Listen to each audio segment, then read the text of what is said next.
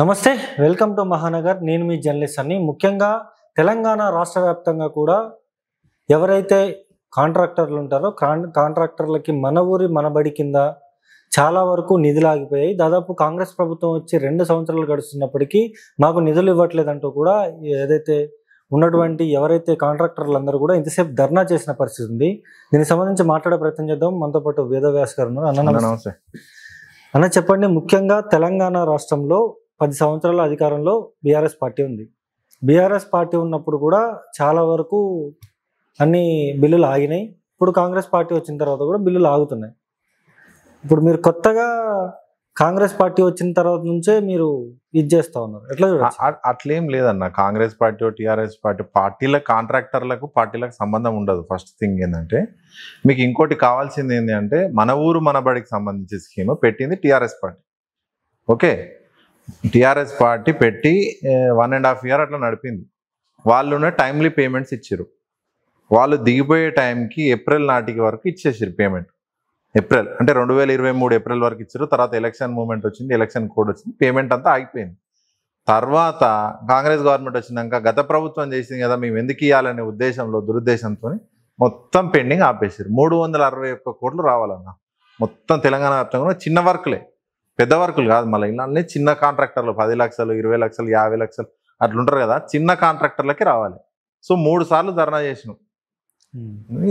స్పందన అనేది లేదు. ఇవాళకి బట్టిని కలిసినాము, ఎడ్యుకేషన్ కమిషనర్ని కలిసినాము, ఇప్పుడు ఇవాళ కూడా మళ్ళీ ఎడ్యుకేషన్ కమిషనర్ని కలిసినాము. ఎన్ని కలిసినా ఉపయోగం లేకుండా అయిపోయింది.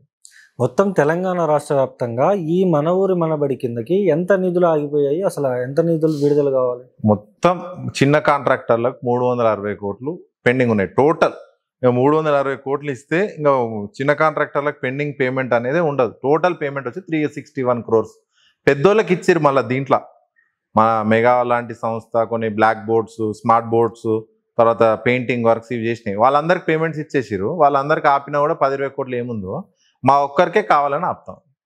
ఎందుకు ఆపుతా ఉన్నారు అంటారు మీరు? చాలా మంది ఇప్పుడు మీరు ధర్నా చేసిన వాళ్ళందరూ కూడా బీఆర్ఎస్ పార్టీకి సంబంధించిన వ్యక్తులు కాబట్టి కావాలని ఆపానని చెప్పేసి మాట్లాడుతున్నారు. ఉన్నది వాస్తవమే. బీఆర్ఎస్ పార్టీ ఏముంది, కాంట్రాక్టర్కి ఏంటంటే ఫస్ట్ థింగ్ పార్టీతో సంబంధం ఉండదు.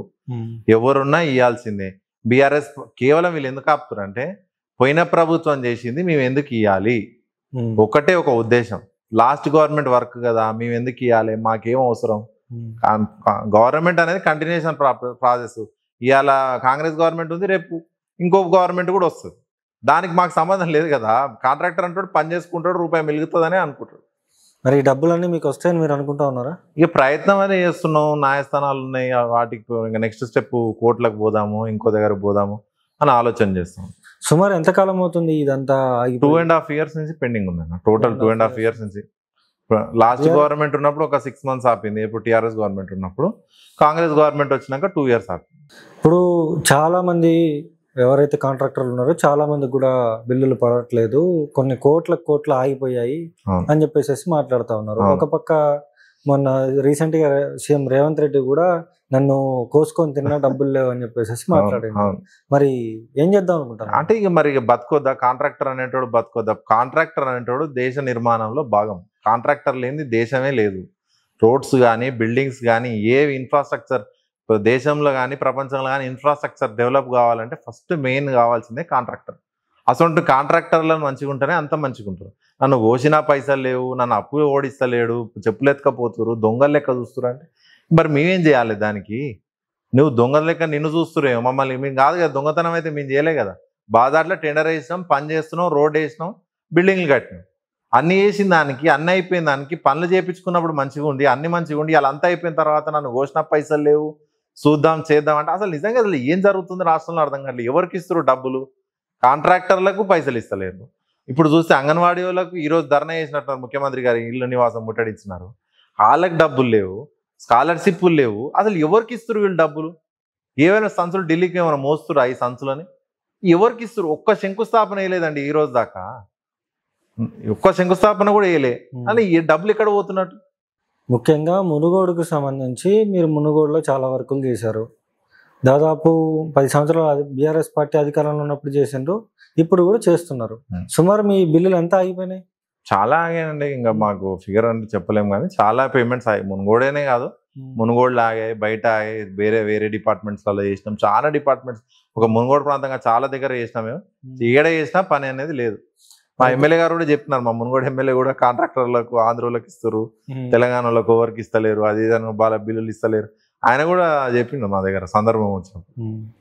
అంటే ముఖ్యంగా తెలంగాణ రాష్ట్ర వ్యాప్తంగా కూడా ఎవరైతే కాంట్రాక్టర్లు ఉన్నారో కాంట్రాక్టర్లు వాళ్ళ కాంట్రాక్టర్లకే బిల్లులు ఇచ్చుకుంటున్నారు, లేకపోతే ఎవరైతే మెగాకి సంబంధించి పెద్ద కాంట్రాక్టర్లు పెద్ద ఇంజనీరింగ్ స్ట్రక్చర్స్ అవి ఉన్నాయి కదా వాళ్ళకే ఇచ్చుకుంటున్నారు, చిన్న కాంట్రాక్టర్కి ఇవ్వట్లేదు అని చెప్పేసి మీరు అంటా ఉన్నారు. అంటే కొన్ని ఇస్తున్నాం, మేము విడతల వారిగా ఇస్తున్నాం అని చెప్పేసి చాలా మంది మాట్లాడుతారు. ఏ విడతలు లేదు, ఏది లేదన్న. థింగ్ ఏదంటే అందరు బయట, మా దగ్గర అయితే దానికి పర్ఫెక్ట్ సమాచారం నేను ఆన్ రికార్డ్ చెప్పొద్దు కానీ పర్సంటేజ్లు ఇస్తే పేమెంట్ వస్తా ఉంది, పర్సంటేజ్లు ఇస్తే పేమెంట్ వస్తా ఉంది అని ప్రతి ఒక్కరు అంటా ఉంది. మరి మేము అట్లా ఆ విధంగా ఇప్పుడు ప్రయత్నం చేయలేదు, కానీ పర్సంటేజ్ ఇస్తేనే పేమెంట్ వస్తుంది అని బహిరంగ రహస్యం అయిపోయింది. పెద్దోళ్ళకి ఏంటంటే పెద్దోళ్ళకి ఇమీడియట్ గా వస్తుంది పేమెంట్. ఇవాళ పెట్టుకుంటే రేపు పొద్దుగాల వరకు పేమెంట్ క్రియేట్ అవుతుంది. మాకెందుకు రాదు? పెద్దోళ్ళకి ఎందుకు వస్తుంది? పెద్దోళ్ళు పర్సంటేజ్ ఇస్తారని వస్తుందా?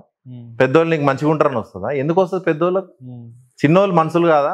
చిన్నోళ్ళు చాలా ఇబ్బంది పడి చేస్తారు అన్న. కొందరు మీకు మీకు తెలియదు, 10 లక్షల వర్క్ ఉంటే వానికి మిలిగేదే 50,000 1,00,000 మిలుగుతుంది, 5 to 10% మిలుగుతుంది. ఇంకా కొంచెం మంచి వర్క్లలో మంచిగా మిలుగుతుంది. వాళ్ళు భార్య పుస్తలు అమ్మి నానా యాత పడి అప్పులు తెచ్చి 2 రూపాయల మితికి 3 రూపాయల మితికి 4 రూపాయల మితికి తెచ్చి పెట్టి ఆడ ఇబ్బంది పడి లాస్ట్కి సంవత్సరాలు లాగాలంటే ఎట్లా అవుతారు? మా కాంట్రాక్టర్ మిత్రులు చనిపోతున్నారు, 20 మంది దాకా చచ్చిపోయినారు మన ఊరు మన బడ. మన ఆందోళనకు సంబంధించి వేరే పెద్ద మనిషి 55 అట్లుంటాయి, నాతో మాట్లాడే రోజు నైట్ చాలా రావాలన్నా ప్రెజర్ అవుతుందన్నా ఏదో తెల్లారేసరికి హార్ట్ అటాక్ వచ్చాను. ఇట్లా కాంట్రాక్టర్లను కూడా కోల్పోతే అసలు ఎవరిని ఆదుకుంటుంది ప్రభుత్వం? ఇంత అరాచకంగా ఉంటుందా? ముఖ్యంగా మీరు ఇంతసేపు కూడా ధర్నా చేసిండ్రు, మరి ధర్నా చేసిన తర్వాత ఏం చెప్పారు? ఏం లేదు, కేసు అయింది, స్టేషన్ పిలిచి అంతకుమించి ఏం లేదు. స్టేషన్ కేసు చేస్తారు. ఇప్పటికి మన సెక్రటరీలో ధర్నా చేస్తే 11 మంది మీద చేశారు, ఇవాళ 23 మంది మీద చేశారు. కేసులు పెట్టించుకోవాలి, మా బిల్లులు మా దగ్గరకు వస్తేందుకు కేసులు పెట్టుకోవాలి. మా బిల్లు వస్తుంది ఇంకెన్ని కేసులు అవుతాయో, 1-2 కేసులు అయినాయి ఇప్పటికి, ఇంకో 20 దాకా అవుతాయి అని మేము అనుకుంటాం, అందరు అనుకుంటారు మా దగ్గర కూడా. ఎన్ని కేసులు కావాలన్నా? కేసులా అన్న? కేసులు పెట్టుకుంటే మార్పు దిశలో భాగంగా కాంగ్రెస్ పార్టీకి ఓటేసుకున్నారు తెలంగాణ ప్రజలందరూ కూడా. మరి కాంగ్రెస్ పార్టీ వచ్చింది, మార్పు వచ్చిందా? ఏడొచ్చింది మార్పు? చూస్తలేమో మార్పులు. అసలు మార్పు అనేది ఉందా? 1% మార్పు అనేది ఉందా? ఆనాటి రోజులే వచ్చినాయి తప్ప గవర్నమెంట్ 10 ఏళ్ల కంటే ముందు ఏదో ఉందో అదే వచ్చింది. ఎవరికి బెనిఫిట్ అయింది? చెప్పండి, ఈ సెక్టార్ వాళ్ళు బెనిఫిట్ అయ్యారు అని ఒక్క సెక్టార్ చూపించండి. ఏ సెక్టార్ డెవలప్ కాలే కదా? రియల్ ఎస్టేట్ అనేది కొలాప్స్, కాంట్రాక్టర్ వ్యవస్థ కొలాప్స్, రైతులు యూరియా కోసం అది కొలాప్స్, ఫీజు రియంబర్స్మెంట్ అది కొలాప్స్. నీకు ఏడ డెవలప్మెంట్ అయింది? ఏ సెక్టార్ డెవలప్ అయింది? నువ్వు వస్తే ఏ ఒక్క సెక్టార్ డెవలప్ అయిందా? ఏ సెక్టార్ డెవలప్ కాలే. ఏం సెక్టార్ డెవలప్ అయింది? నువ్వు ఏం చేసినావు? జపాన్కి వెళ్ళి, టోక్యోకి వెళ్ళి, అక్కడికి వెళ్ళి ఇక్కడికి వెళ్ళి నిధులు తెస్తా ఉంటా, 1,60,000 కోట్ల 1,70,000 కోట్లు పెట్టుబడులు పెడతా ఉన్నారు అని చెప్పి మొత్తం సిటీ అంతా యాడ్ చేసిర్రు. మీరు కూడా చూసుంటారు, సిటీ అంతా యాడ్ చేసిర్రు. ఆయన ఘన స్వాగతం పలికిరు ఎయిర్పోర్ట్ నుంచి ఇంటి దాకా. ఏవి మరి ఒక్క సంస్థ రాకపోయా? మరి ఒక్క పిల్లగానికి ఉద్యోగం రాదా? ఎవరికి ఇస్తున్నావు నువ్వు? అసలు ఏం చేస్తున్నావు? రాష్ట్రం ఏదో నడవాలని నడుస్తుందా? అది ఒక్కటంటే అసలు ఎంత రియాక్షన్, అసలు ఎంత ఉండాలి? 1% డెవలప్మెంట్ యాక్టివిటీ కూడా లేదు. ముఖ్యంగా కాంట్రాక్టర్లకు సంబంధించి కాంట్రాక్టర్లు అందరూ నాశరకంగానే చేశారు, అందుకనే చాలా మంది బిల్లులు ఆపినాము అని చెప్పేసి కొంతమంది కాంగ్రెస్ పార్టీ నాయకులు మాట్లాడుతా ఉన్నారు. అవును, మీరందరూ కూడా కొంతమంది బీఆర్ఎస్ పార్టీ నాయకులు, కొంతమంది బీఆర్ఎస్ పార్టీ బ్యాక్గ్రౌండ్ ఉన్న నాయకులు కూడా ఉన్నారు మీద ఉంటారు. కాబట్టి అందుకనే ఆపుతున్నారు అని చెప్పేసి చాలా మంది అంటా ఉంటారు. అదంతా ఫాల్స్ ఎలిగేషన్స్. ఏదో అంటారు చూడు తెలుగులో, ఏదో చేయలేక మంగళవారం అన్నాడని, అదే ఉంది.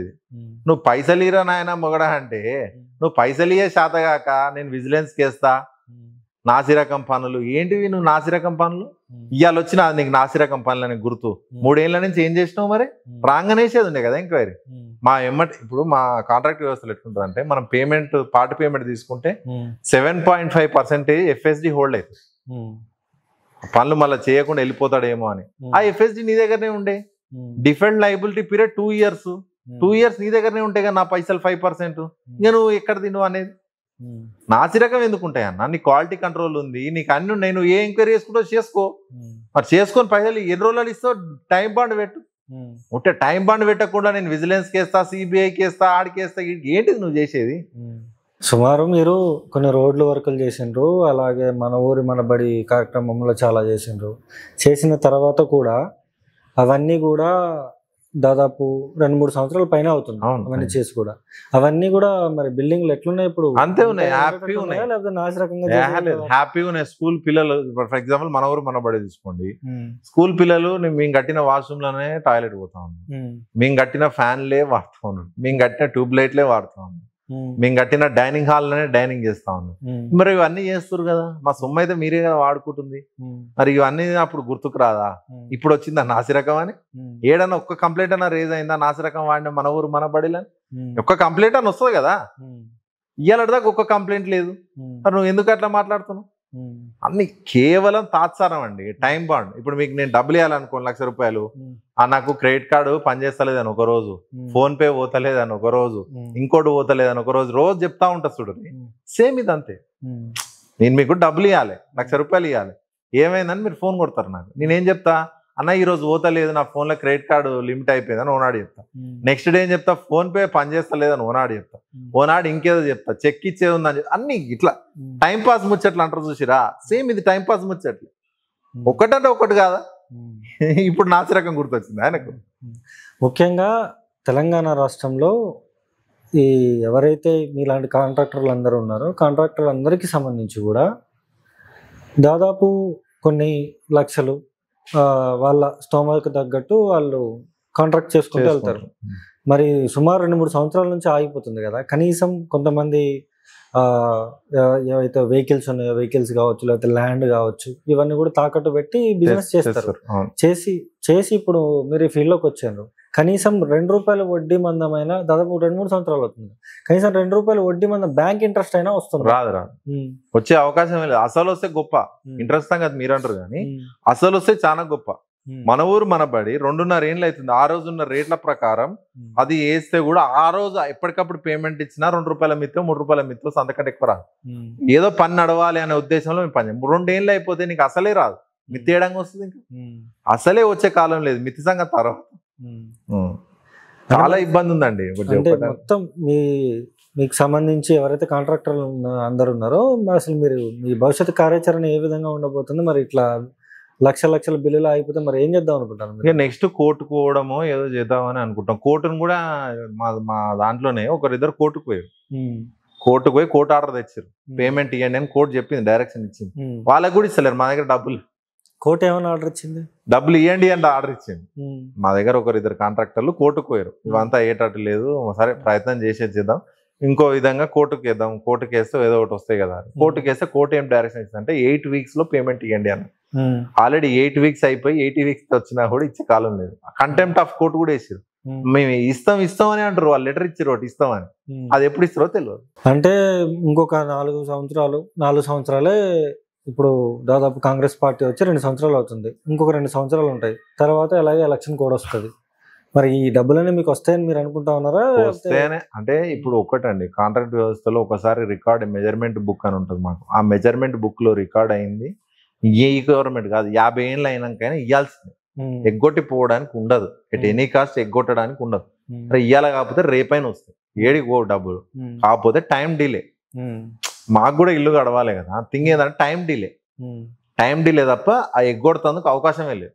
అందరు మా దగ్గర ఏమంటారు అంటే ఇంకా 3 ఏళ్ళకి వస్తేమో అన్న, మళ్ళీ వచ్చేది మళ్ళీ బీఆర్ఎస్ వస్తే, మళ్ళీ బీఆర్ఎస్ వచ్చినాక ఇస్తారేమో అంటారు మా వాళ్ళు. అట్లే ఉంది చూస్తే. ఎవడో దానికి మాకు ఇయ్యలేదంటే ఎంత ఫూలిష్ అండి. మన ఊరు మన బడి అని పెడితే కేసీఆర్ గుర్తొస్తారని ఇవ్వద్దు, కేవలం పేరు కోసమే. అది ఇప్పుడు కళ్యాణ లక్ష్మి చెక్కులు కావచ్చు, అవి కూడా మరి కేసీఆర్ ఇచ్చింది కదా, మరి పంచుతున్నారు కదా. అది కూడా వంచకుండా జనం కొడతారు కదా. కాంట్రాక్టర్లు అంటే కొద్దిగా అందరు ప్రతి ఒక్కరు కాంట్రాక్టర్ ఉండరు కాబట్టి పిచ్చలో నడుస్తుంది. కళ్యాణ లక్ష్మి చెక్కులు అంటే ప్రతి ఒక్కరు ఇంట్లో ఇస్తారు కదా, వాళ్ళు కొడతారు కదా రేపు ఇవ్వకపోతే. ఇప్పటికే తిరుతురండి. కళ్యాణ లక్ష్మి చెక్కుతో పాటు తులం బంగారం ఇస్తానో, ఏమైంది నీ తులం బంగారం ఏమైంది అని అడుగుతుంది. ఇంకా అది తప్పించుకుంటానికి ఏదో ఇస్తుండు. రైతు రుణమాఫీ అన్నాడు, ఏది ఏది చేయలే, ఏది రుణాలు టైం మాఫీ పాస్. చేసినామంటాను ఎక్కడ చేసిందన్న. మా మరిగూడెం రండి, మా మునుగోడు కాంజ, మా ఊరు మరిగూడెం, మా మరిగూడెంకు రండి, ఎంతమంది ఉన్నారో నేను చూపిస్తా. ఎవ్వరు లేరన్నా, ఎవరికి ఇచ్చిన ఉట్టి ఏదో టైం పాస్ ముచ్చట్లు చెప్పి కాలం నడపాలి. ముఖ్యంగా మీరు మునుగోడు అన్నారు కాబట్టి, మునుగోడు మీ ఎమ్మెల్యే రాజగోపాల్ రెడ్డి గారు ఉన్నారు. రాజగోపాల్ రెడ్డి గారు మరి గవర్నమెంట్ కి వ్యతిరేకంగానే వెళ్తాడు. సీఎం రేవంత్ రెడ్డిని కావచ్చు, లేకపోతే మంత్రులను కావచ్చు, అందరినీ ఒక రౌండ్ వేసుకుంటాడు. మరి మీకు సపోర్ట్ చేయట్లేదా మీ ఎమ్మెల్యే? మా ఎమ్మెల్యే గారికి ఏంటంటే ఒకటి పబ్లిసిటీ పిచ్చోడు. మా ఎమ్మెల్యే పబ్లిసిటీ పిచ్చి, బాగా పబ్లిసిటీ పిచ్చి. మోరార్లెస్ మనం ఏదో ఒకటి వార్తలలో ఉండాలి. ఒక రోజు ఏమంటారు, నా దగ్గర 25 మంది ఎమ్మెల్యేలు అని ఏదో వార్తలు ఇస్తారు, టీవీలలో పేపర్లలో వస్తారు. నా ఏమంటే 25 మంది ఎమ్మెల్యేలు అని చెప్పి ఓ రోజు ఇస్తారు. ఓ రోజు ఏమి ఇస్తాడు, ఆంధ్ర కాంట్రాక్టర్లకే పేమెంట్ ఇస్తున్నావు అని ఓ రోజు ఇస్తాడు. ఈ నినాక మన ఏమిచ్చిండు, ట్రిబుల్ రైతులు భూములు కోల్పోవాలంటే గవర్నమెంట్ మారుతూనే వస్తాయి అంటాడు. ఈయన ఎటు అంటే ఇవన్నీ గవర్నమెంట్ క్యాంటీకి ఇస్తారు కొద్ది రోజులు. ఇప్పుడు నీకు మంత్రి ఇచ్చింది అనుకో, ఎగ్జాంపుల్ రేపు ఈ రోజుకో రేపుకో మంత్రి వచ్చింది అనుకో, రేవంత్ రెడ్డి అంత ధీరుడు లేడు, రేవంత్ రెడ్డి అంత వీరుడు లేడు అని చెప్పి ఈయన ఇస్తాడు. మళ్ళీ అసలు వీళ్ళ స్టేట్మెంట్ కి అర్థం లేదు, పర్థం లేదండి. రాజగోపాల్ రెడ్డి గారి స్టేట్మెంట్ కి అర్థం లేదు. వాళ్ళ అన్న ఈయన రేవంత్ రెడ్డి మళ్ళా ముఖ్యమంత్రి కావాలని చెప్పి గణపతి హోమాలు, గణపతి పూజలు చేస్తాడు. ఈయననేమో రేవంత్ రెడ్డి పోవాలంటాడు. అసలు ఏం జరుగుతుంది? మీ అన్నదమ్ములకే మీకు శృతి లేదు, మీ అన్నదమ్ములకే మీకు శృతి లేదు. నువ్వు ఏం చేస్తావు మునుగోడుకు డెవలప్మెంట్ కావాలంటే, ఇప్పుడు మునుగోడు డెవలప్మెంట్ 10 ఏళ్లలో మంచిగా అయిందండి. సరే అన్నా కాదన్నా, మునుగోడు డెవలప్మెంట్ బీఆర్ఎస్ హయాంలో జరిగింది. నువ్వు ఈ 2 ఏళ్లల్లా ఇన్ని రోజులు ఏమన్నాడు ఆయన, సిద్దిపేట, గజ్వేలు, సిరిసిల్లనే డెవలప్ అవుతుంది, మునుగోడు అయితలేదు, అందుకే నేను రిజైన్ చేస్తున్నాను కూడా అన్నాడు. మీకు గుర్తుందో అని రిజిగ్నేషన్ ఇచ్చి ఎలక్షన్ పోయింది. నేను ఆ డెవలప్మెంట్ కోసమే రిజిగ్నేషన్ అని. మరి ఇవాళ కొడంగల్ ఉప ముఖ్యమంత్రి కాన్స్టిట్యున్సీ మదిరా డెవలప్మెంట్ అవుతుంది. ఆడికి పోతున్నాయి కదా నిధులు. మరి నువ్వు మళ్ళీ చేయి రాజీనామా, మళ్ళీ వస్తాయి మునుగోడు నిధులు. నువ్వు ఒక రిప్రజెంటేషన్ ఇవ్వ మంత్రికి, నాకు 10 కోట్లు కావాలి, 20 కోట్లు కావాలి, 50 కోట్లు కావాలి, తీసుకురా మునుగోడుకు 1000 కోట్లు, 10,000 కోట్లు. నువ్వు అది చేయక ఎంతసేపటికి నాకు మంత్రి మంత్రి మంత్రి. ఎక్కడ మంత్రి? ఆ మంత్రికి మాకేం సంబంధం? మంత్రి ఇవ్వకుండా ఇక మునుగోడు డెవలప్మెంట్ కాదా? ఏమంటాడు, మునుగోడు నాకు మంత్రి ఇవ్వకపోతే మునుగోడు ప్రజలకే నష్టం అట, నీకా నష్టం నా మునుగోడు ప్రజలక. అది ఏం స్టేట్మెంట్, ఏం కథ అసలు? ఆయనకి అవన్నీ ఉండవండి. ఎంతసేపు మొరార్లెస్ పబ్లిసిటీ ఉండాలి, నేను వార్తలలో ఉండాలా, ఏదన్నా చేయాలా అనేది ఒకటే ఆయన. సో అది జరుగుతుంది. ఈ మధ్య కాలంలో కొద్ది సోషల్ మీడియాలో ఒక వీడియో వైరల్ అవుతా ఉంది. రేవంత్ రెడ్డి గురించి రాజగోపాల్ రెడ్డి మాట్లాడుతూ, రేవంత్ రెడ్డి పెద్ద బ్లాక్ మెయిలర్ రా బాబు అని చెప్పేసి అదొకటి వైరల్ అవుతుంది. మీ ఎమ్మెల్యేకి సంబంధించి బీజేపీలో ఉన్నప్పుడు ఆయన ఉప ఎన్నిక పోయినప్పుడు అక్కడ చూసుకుంటేనేమో బీఆర్ఎస్ పార్టీ గెలిచింది. మరి ఎట్లా చూస్తా ఉన్నారు? మరి అంత ఇది జరిగినాక కూడా మునుగోడు ప్రజలు రాజగోపాల్ రెడ్డిని దగ్గర తీసుకోవడానికి ముఖ్య కారణం ఏంటి అసలు? కాంగ్రెస్ వేవ్ వచ్చిందని ప్రజల నిర్ణయం, మనం ఏం అనలేము దాన్ని. ఆయన మరి బీజేపీలో ఉన్నప్పుడు రేవంత్ రెడ్డి గారిని ఎంత తిట్టిండు అంత తిట్టిండు, బ్లాక్ మెయిలరు, దొంగ, లంగ. మరి అదే ముఖ్యమంత్రి కింద ఇవాళ నువ్వు పనిచేస్తున్నావు, అదే ముఖ్యమంత్రి కింద, అదే పీసీ ప్రెసిడెంట్ కింద నువ్వు పనిచేస్తున్నావు. మరి ఎట్లా పనిచేస్తున్నావు? నీకు ఆయన దొంగగానే పడ్డాడు, ఇలా మంచోడు అయినాడు. కేసీఆర్ దొంగ అంటారు వీళ్ళే, కేసీఆర్ మంచోడు అంటారు. వీళ్ళు ఎప్పుడు ఎత్తుకుంటారో తెలియదు, ఎప్పుడు పడేసేది తెలియదు. రాజగోపాల్ రెడ్డి గారు తిట్టడం అంటే ఎప్పుడు ఎత్తుకునేది తెలియదు, ఎప్పుడు కింద పట్టేసేది తెలియదు. ఇప్పుడు ఆయనకు ఒకటే ఆప్షన్, ఆయనకు ఒకటే ఆలోచన ఏంది, నాకు మంత్రి కావాలా, ఏమన్నా సావని ఎట్లా పడి సావని నాకు అవసరం లేదు, నాకు మంత్రి ఇచ్చిరు అనుకో. ఇప్పుడు రేవంత్ రెడ్డి తెల్లారేసరికే వీరుడు అయిపోతాడండి. రాజగోపాల్ రెడ్డికి మంత్రి ఇచ్చిరు అనుకో, తెల్లారేసరికే రేవంత్ రెడ్డి అంత వీరుడు లేడని ఈయననే ఇస్తాడు. ఏం స్టేట్మెంట్? అలా అర్థం పర్థం ఉండదా? ముఖ్యంగా మీ కాంట్రాక్టులకు సంబంధించి అసలు ఏం చేద్దాం అనుకుంటున్నారు? మరి ఈ డబ్బులు వస్తాయనే నమ్మకం మీకుందా? ఉంది, ఉంది అంటే ఉంది. ప్రయత్నం అయితే చేస్తా ఉన్నాం, ధర్నాలు చేస్తున్నాం. ఇంకా అందుకంటే ఎక్కువ మా దగ్గర కూడా శక్తి ఏం చేయగలుగుతాం మనం? డబ్బులు రావాలి, కాంట్రాక్టర్ అందరు. స్థానిక సంస్థల ఎన్నికలు దగ్గర పడుతూ ఉన్నాయి. మరి మన ఊరు మన బడికి సంబంధించి గ్రామాల స్థాయిలో చేసిన పనులే కాబట్టి మరి ఏమన్నా ఈ స్థానిక సంస్థలు పెట్టరండి. మీరు అందరూ అనుకుంటారు స్థానిక సంస్థలు పెడతారని అనుకుంటారేమో, కానీ స్థానిక సంస్థలు ఇంకో 5-6 నెలలు జరగవు. 5-6 నెలల తర్వాత అయినా జరుగుతుంది. 5-6 నెలల తర్వాత రాముడు అప్పుడు రాకాశవుడు అప్పుడు గవర్నమెంట్ ఎట్లుంటుందో ఏం కాదు, రేపు పొద్దుల జూబ్లీస్ ఎన్నిక వస్తా ఉంది అది ఎట్లుంటుందో ఇవన్నీ జరిగినాక ఉంటది. స్థానిక సంస్థలు చాలా ఎఫెక్ట్ ఉంటది. మీరు అన్నట్టు స్థానిక సంస్థలు వస్తే మన ఊరు మన బడి ఎఫెక్ట్ ఏమైనా ఉంటుందా అని మీరు అడుగుతారు కాబట్టి 100% ఉంటుంది. ఎందుకంటే పనులు చేస్తారు, సర్పంచులు ఎంపీటీసీలు కూడా చేసారు పనులు, చిన్న వర్కులు వాళ్ళే చేసుకుంటారు కదా గ్రామాలలో, వాళ్ళు చేసుకురు, వాళ్ళకి బిల్లులు ఇవ్వలేనే బాధ ఉంది. చూస్తే కనబడుతున్నాయి పనులు, పైసలు ఇవ్వలేదని వాడు రోజు చెప్తా ఉంటే ఎఫెక్ట్ ఉంటది. అది పూర్తిగా కూడా ప్రభుత్వం అయితే తక్షణమే స్పందించాలి. మా కాంట్రాక్టర్లు ఎవరైతే ఉన్నారో మా కాంట్రాక్టర్లందరికీ కూడా డబ్బులు అయితే ఇవ్వాలంటూ కూడా వచ్చినటువంటి వేదవ్యాసాన్ని అయితే చెప్తున్న పరిస్థితి అయితే ఉంది. చూస్తూనే ఉండండి మహానగర్. నేను మీ జర్నలిస్ట్ అన్ని.